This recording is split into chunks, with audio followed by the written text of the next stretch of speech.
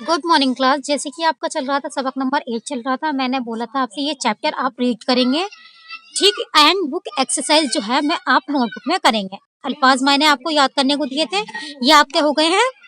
Book exercise ये जो है सारी हो गई है, ठीक है। ये आपकी बुक एक्सरसाइज हो गई थी। मैंने बोला था आपसे कि अलिफ से ये तक याद कर लेंगे। अब आपके आते हैं सवाल जवाब, तो सवाल जवाब आप याद कर लेंगे, ठीक है। तो इसमें क्या करना है, आप सवाल जवाब आप याद करेंगे, ठीक है। रहीम शहर से सामान, सॉरी, इसमें पालतू जानवर रखे हैं तो वो वाला चैप्टर आप निकाल लेंगे। तो इसमें आपका क्या था, आप पहले ये देख लीजिएगा मुश्किल अल्फाज सबक नंबर 8 के। तो आपके ऐसे भी आ सकते हैं कि जानवर को उर्दू में लिखिए। तो जानवर को उर्दू में कैसे लिखा जाता है, तीन ऑप्शन आएंगे कि जानवर लिखा जाएगा, कुछ भी आएगा, तीन ऑप्शन आ जाएंगे आपके। जानवर आपको पता है कि कैसे लिखा जाता है तो वो आप लिख लेंगे, ठीक है। तो आप ऐसे याद कर लीजिएगा, या इम्प्ले का मैं डिक्टेशन का टेस्ट ले सकती हूँ। तो ये आप देख लीजिएगा, ये जानवर कैसे लिखा जाता है तो उर्दू में प्रैक्टिस कर लीजिएगा, ठीक है। मैं इसलिए आपको हिंदी में लिखवाती हूँ क्योंकि आपको आसानी हो जाए याद, मतलब पढ़ने में। तो ये क्या है, जानवर, ये क्या है, पानी, ये क्या है, हाथी, काम, सवारी, दूध, ठीक है। तो इसमें आप ये मुश्किल अल्फाज लर्न कर लेंगे एंड इसके आ जाइए सवाल जवाब। आपकी बुक एक्सरसाइज हो गई थी तो आपका चैप्टर ये वाला कंप्लीट हो जाएगा, सबक नंबर 8। तो इसमें क्या करना है आपको, पालतू जानवर किसे कहते हैं। अब देखो, पालतू जानवर यानी पालने वाले जानवर जो घरों में पाले जाते हैं, उन्हें पालतू जानवर कहते हैं, जो घरों में पाले जाते हैं। तो आप जवाब लिख लोगे, जो घरों में पाले जाते हैं। आप इसके नीचे हाशिया खींच लेंगे, ठीक है। अब इसमें है दूध हमें किन जानवरों से मिलता है। तो दूध हमें किन जानवरों से मिलता है, गाय, भैंस, बकरी। देखो, गाय भी दूध देती है, भैंस भी दूध देती है एंड बकरी भी दूध देती है। तो गाय, भैंस, बकरी। अब पानी में कौन कौन से जानवर रहते हैं।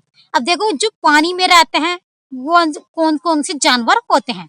तो मछली, मगरमच्छ, कछुआ। तो इसमें मछली भी होती है, मगरमच्छ भी पानी में रहता है, कछुआ भी पानी में रहता है। अब इसमें सवाल नंबर 4 है, जंगल का राजा किस जानवर को कहा जाता। अब देखो, जंगल में बहुत सारे जानवर रहते हैं, मगर राजा कौन सा जानवर है जंगल का, तो शेर को कहा जाता है। तो ये आपके सवाल जवाब पूरे हो गए हैं। मतलब इसका मतलब ये है कि आपका ये चैप्टर कंप्लीट हो गया। अल्फाज मायने आपने याद कर लिए थे, तो मैं आपके अल्फाज मायने सुनूंगी जूम क्लास पर। सवाल जवाब भी आप याद कर लेंगे एंड बुक एक्सरसाइज जो है मैंने आपको नोटबुक में कराई थी, ठीक है।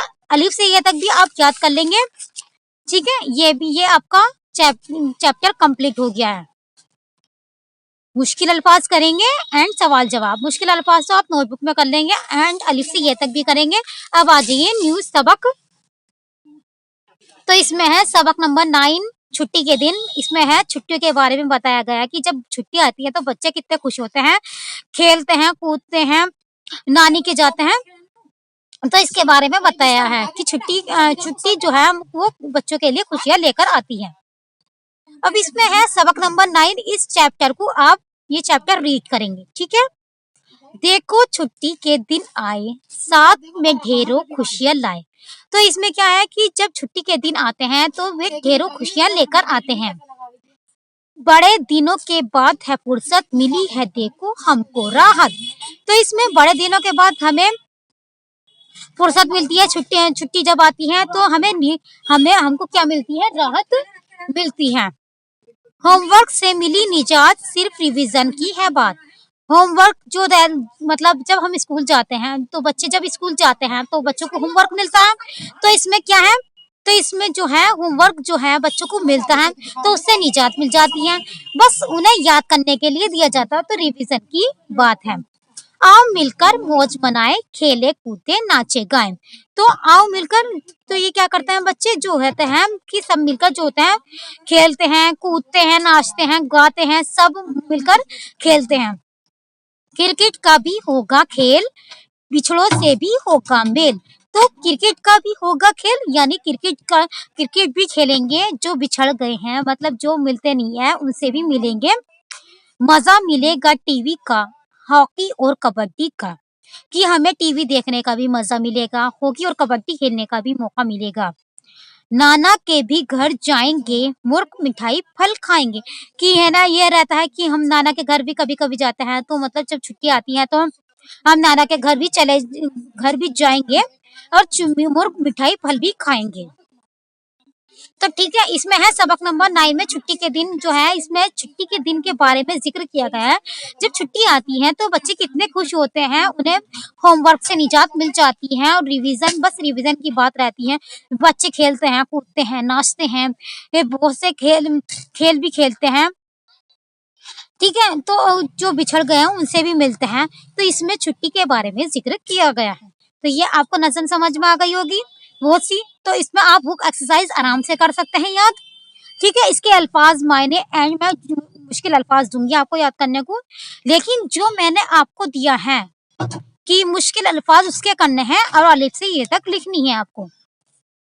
ठीक है, ढेरों का मतलब होता है बहुत सारी।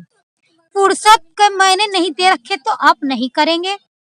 राहत के मायने क्या दे रखे हैं, राहत के मायने दे रखे हैं, राहत माना सुकून भी हो सकता है, राहत के मायने या आराम हो सकता है। निजात होता है छुटकारा। रिवीजन होता है दोहराओ। मजा का मतलब क्या होता है, आनंद। ठीक है, बिछड़े नहीं दे रखा तो आप नहीं करेंगे। ठीक है, तो इसके अल्फाज मायने आप याद कर लेंगे, अल्फाज मायने याद कर लेंगे एंड इसकी जो है 4 लाइनें आप नोटबुक में लिख लेंगे। ठीक है, मैं थोड़ा बहुत करा रही हूँ आपका रिवीजन। तो इसमें आप क्या करेंगे, तो सबक नंबर 8 जो है, आप सबक नंबर 8 के सवाल जवाब करेंगे एंड मुश्किल अल्फाज करेंगे। तो सवाल जवाब जो है आप है ना सवाल जवाब कर लेंगे, ये आपने कर लिया होगा वर्क। सवाल जवाब में मैंने आपको बताया कि पालतू जानवर किसे कहते हैं। पालतू जानवर जो घरों में पाले जाते हैं। दूध हमें किन जानवरों से मिलता है, गाय भैंस बकरी से मिलता है। पानी में कौन कौन से जानवर रहते हैं, मछली मगरमच्छ कछुआ रहता है। जंगल का राजा कौन सा जानवर कहलाता है, शेर कहलाता है। तो इतने आप याद कर लेंगे, ये क्वेश्चन आंसर जो है याद कर लेंगे। तो अगर मैं आपको नोटबुक में करने को दूं या फिर आपको याद करने को दूं तो आप नोटबुक में याद करके लिख लेंगे। ठीक है, ये सवाल जवाब ये नोटबुक में कर लेंगे, क्वेश्चन आंसर एंड मुश्किल अल्फाज। ठीक है, इसके क्या करेंगे, आप मुश्किल अल्फाज कर लेंगे। जैसे कि ये दिखाई दे रहा है आपको, मैंने आपको क्या बताया था कि जानवर कैसे लिखा जाता है, पानी कैसे लिखा जाता है उर्दू में, हाथी कैसे लिखा जाता है, कुछ भी आ सकता है। तो पहले चैप्टर सबक नंबर 8 की रीड करेंगे, उसमें से आपके ऑब्जेक्टिव बनकर भी आ सकते हैं। ठीक है, अगर किसी को कोई प्रॉब्लम हो तो मुझसे जूम ऐप क्लास पर डिस्कस करिए। Thank you.